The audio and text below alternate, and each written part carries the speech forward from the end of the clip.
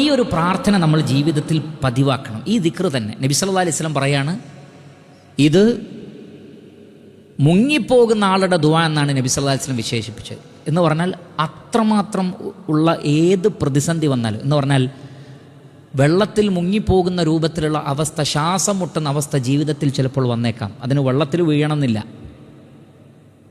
ചുറ്റിലും പ്രശ്നങ്ങളുടെ, പരീക്ഷണങ്ങളുടെ കടലുകൾ വന്ന്, പരീക്ഷണങ്ങളുടെ തിരമാലകൾ വന്ന് നമ്മളെ മൂടുന്ന അവസരങ്ങൾ ജീവിതത്തിലുണ്ടാകും. നബി സല്ലല്ലാഹു അലൈഹി വസല്ലം പറഞ്ഞത് ഈ ദുആ ചെയ്തോളൂ എന്നാണ്. പ്രത്യേകിച്ചും അവസാന നാളിൽ നബി സല്ലല്ലാഹു അലൈഹി വസല്ലം പറയാണ്, അവസാന നാളിൽ ധാരാളം ഫിത്നകൾ വർദ്ധിക്കും. യൂനുസ് നബിയുടെ പ്രാർത്ഥന നിങ്ങൾക്ക് ഉപകാരം ചെയ്യുന്ന അത് ഈ പ്രാർത്ഥനയാണ്. ലാ ഇലാഹ ഇല്ലാ അൻത സുബ്ഹാനക ഇന്നി കുൻതു മിനൽ ളാലിമീൻ. പരീക്ഷണങ്ങളിൽ നിന്ന് അല്ലാഹു സുബ്ഹാനഹു വ തആല രക്ഷപ്പെടുത്തും. മറ്റൊരു ഹദീസിൽ നബി സല്ലല്ലാഹു അലൈഹി വസല്ലം പറഞ്ഞു, നിങ്ങളിൽ ഒരാൾക്കൊരു ബുദ്ധിമുട്ട് വരികയും ഈ ദുആ നിങ്ങൾ ദുആ ചെയ്യുകയും ചെയ്താൽ യൂനുസ് നബിയെ രക്ഷപ്പെടുത്തിയതുപോലെ അള്ളാഹു നിങ്ങളെ രക്ഷപ്പെടുത്താതിരിക്കില്ല. ഏത് പരീക്ഷണത്തിൽ നിന്നും അള്ളാഹു രക്ഷ നൽകും ഈ ഒരു ദുആ. അതുകൊണ്ട് ഇത് പഠിച്ചു വെക്കണം. സൂറത്തുൽ അംബിയ 87-ാമത്തെ ആയത്ത്, അല്ലാ ഇലാഹ ഇല്ലാ അൻത സുബ്ഹാനക. അവിടെ അൻ എന്നല്ല, അത് വേണ്ട.